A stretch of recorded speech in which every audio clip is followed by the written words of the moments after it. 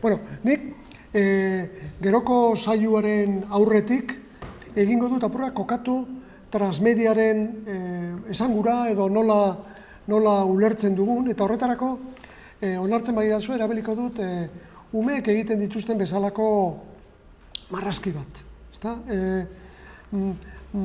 Ume bati marrazki bat emun eta horren inguruan pelikula bat kontatzeko eskatzen zaionean, esaten zu, euri hasi zala, korrika eta prisaka ari zirela bi lagun hauek, baina beti kontatzen dizu elementu txiki, simple batzukin, kontatzen dizu historia bat.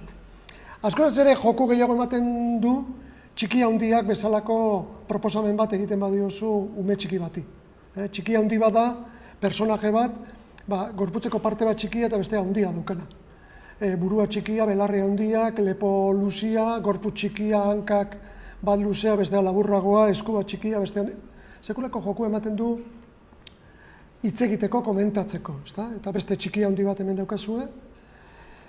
Historiak hitzez, marrazkiz kontatzeko aukera ematen dutelako. Ordenagailu baten aurrean, jarri eta antzerako txiki handi bat egin dezakete, eta horren inguruan historia bat kontatu. Daukaten historia, buruan daukaten historia egiteko, proposatzeko edo horrekin jokatzeko aukera ematen duena. Orduan, imaginatzen du, honezkero, txiki handi hauek historia kontatzeko tresna edo errekurso modura balio duten ala ez, pentsatzen arituko zarete, eta transmediarekin honek ze ikusia du, ezta? Bueno, berez, handia.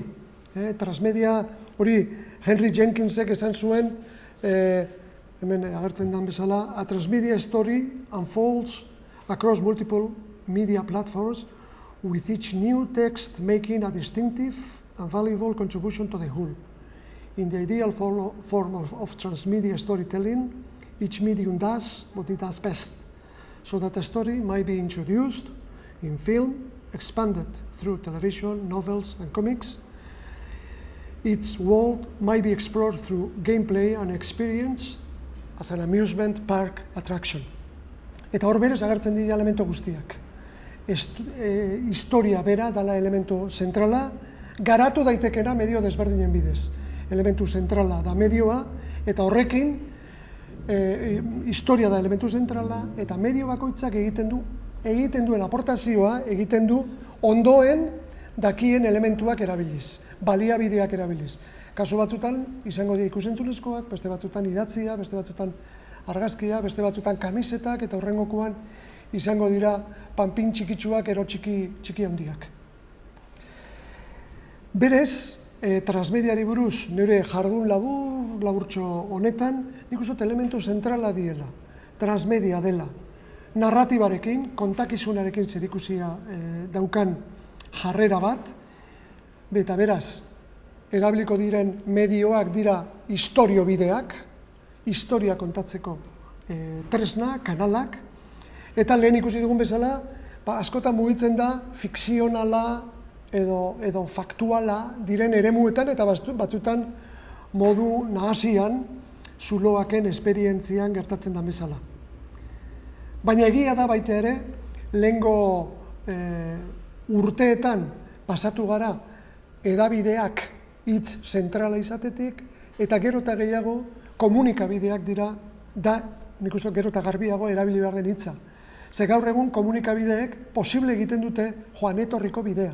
Ez da bakarrik edatzeko, da joan etorri horretan eta transmediarentzako oso garrantzitsua dan joan etorriko bide hori ahalbidetzen duten tresnak ezin ditugu edabide deitu behar ditugu komunikabide. Eta joan etorri horretan, igorle, hartzaile, joku hori ja berria da. Ja ez dago igorlerik, dena gara igorle, ero denak izan gaitezken neurri handi batean igorle, eta gara hartzaile izan nahi dugu neurrian, baina bidaltzaile ere bagarelako. Orduan, erabiltzaile, hartzaile, konsumitzaile inoiz ez gehiago, ja parte hartzaile izateko aukera badaukagu, eta horretan komunikabideek eta komunikabideen nahasketa, komunikabideen elkar eraginerako ahalbidetasun hori, edo aukera hori, aprobetxatzea zentrala da transmedia ikuspegiarekin eratzen dien historietan. Erabiltzailea eta historia daude kontatzen denaren elementu zentralean eta elkar eragina. Eta teknologia berriak, bai, teknologia berriak inoiz pentsatu beharko dugu berri hori kentzea, eta teknologiak egiten dutelako komunikazio hori, joan etorriko bide hori, sorkuntzan, finantzaketan, transmisioan, grabatzerakoan, erreproduzitzerakoan, sekulako errestasunak ematen digutelako. Orduan, transmediatasunak zerikusi handia dauka horrekin, zentraltasun horrekin. Hor pertsonai bat jarri dut, bera da izan daiteke transmedia kontakizunaren agente eta izan daiteke gaia. Bruce Lee da aktorea eta Bruce Lee da personaje bat, eduki batzuk transmititu egiten ditunak medio desberdinak erabiliz. Batzutan, eta hori badakizue, Bruce Leeren inguruan egin dira bideojokuak, pelikulak, klipak, YouTubeen daude gauza pila bat, eta remakeak, eta mashupak, eta daude liburuak, komikak, diskurso baten inguruan eratu da, zabaldu da, expandidu eginda Bruce Leeren unibertso, kontakizunaren unibertso osoa. Bruce Lee utziko dugu momentuz ikerren eta transparentzi honen irudian, baina gero itzuliko gara, horretara. Gurea ere, bada transmediaren inguruan egindako ibilbide bat. Gogoratzen duzu hasieran nola umeek egindako marrazki horretan nola gertzen zen euritakoaz eta euria eta hola, guk ere urarekin jolastu dugu esperimentatzeko. Ura lurrunduta, gaz modura, ura probeta horretan, eta esperimentatzeko tresna gisa. Likidoa den kontakizun horrekin jokatzeko, sortzeko, aztertzeko eta kokatzeko.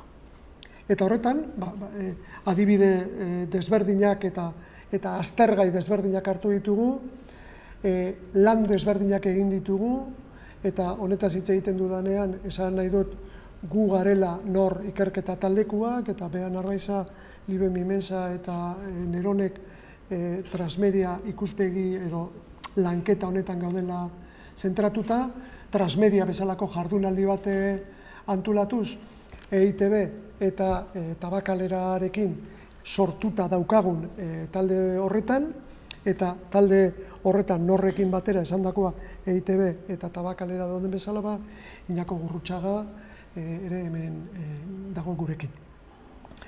Transmedia jardunaldiaren bigarren edizio egin genuen Bilbon, eta hor sorkuntzaren inguruan tailerra, Durangoko azokan ere transmedia talka antolatu zen, eta horretan parte hartu genuen, eta da parte hartu eta eragin, ekintza jarrera horrekin.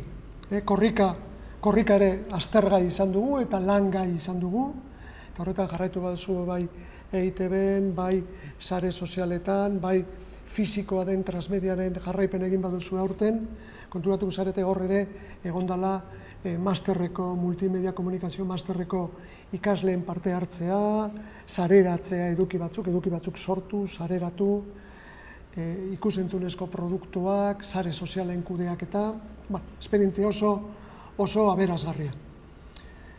Gauza bera gertatzen da transmediaren beste aplikazio, beste moldaketa lehen ikusi dugun zuloakena bezalakoa, edo gero ikusiko dugun itzalen zuarena, danbakarena, gero ikusiko dugun bezala, Gernika astrarena, eta biharko etorriko diren bezala, irrien klubekuak, irrien lagunakekoak, beldurbarikekuak, esperientzia desberdinak ikusten duzue. Jarrera batekin, zerbait kontatzeko jarrerarekin, eta medio desberdinak, medio bakoitzak eskaintzen dituen ahalbideak edo elementu baliagarriak modurik eraginkorrenean erabiltzeko aukera. Baina diskurs hori bideratzeko kanal modura. Beldur barik bezalako esperientzia, ero azkegunekoak herri harresien kasua kontuan garatzeko. Eta orduan, nahi izan ezkero badaukazue Transbideak izeneko webgunea, bertan informazio ugari aurkitu dezakezue, hori da guk lantzen duguna. Eta orduan, hemen ikusten duzu, desegin egin dut berrirore txikia handi horieteiko bat, historia bat asmatu daitekelako, transmedia ez da puzzle bat, ez da, egin dezagun bideo bat, egin dezagun grabaketa bat, kartel bat, marrazki batzuk eta denak elkartu, ez. Transmediaren jarrera da, askoraz ere gehiago, diseinu fasean, arkitektura hori egiterakoan, diseinua egin, diskurso oso bat osatu, eta horren gauzatzerakoan, pentsatu zeintzu diren kanalik egokienak eduki horiek gauzatzeko, transmititzeko, eta gainera neurri handi batean kontakizuna deitu dugun hori, historio hori, jendearen aportazioekin, elikatzeko, neurri handi batean, amaierarik ez duen prozesu elikatzaile eta sortzaile batean. Horretarako medio ugari daude eta historio desberdinak.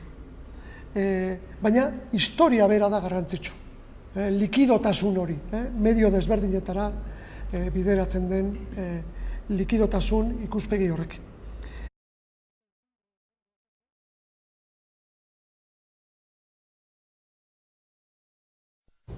Empty your mind. Be formless, shapeless, like water. You put water into a bottle, it becomes the bottle. You put it in a teapot, it becomes the teapot. Water can flow, or it can crash. Be water, my friend.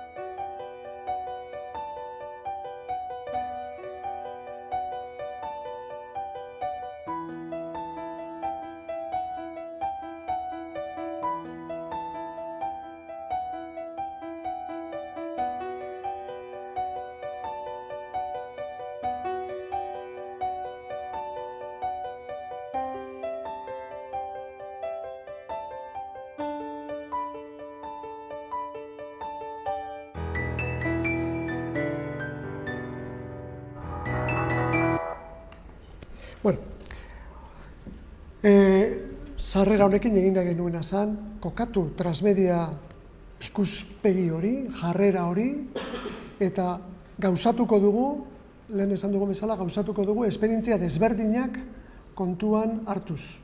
Batzuk mugimendu sozialen parte hartzaile oso presente daukate, beste batzuk sorkuntza literario, fikzionala, beste batzuk komunikabide tradizionalekin lotura gehiago daukate, beste batzuk sare sozialetara begira daude. Horiek danak kombinatuz, eratu dugu udako ikastaro hau, eta horren inguruan egingo dugu ja urrengoko aurkezpen eta eztabaida gai sorta. Lehenengo itzaleen zuaren lagunak etorriko zaizkigu, eta beraiekin hasiko gara segidan.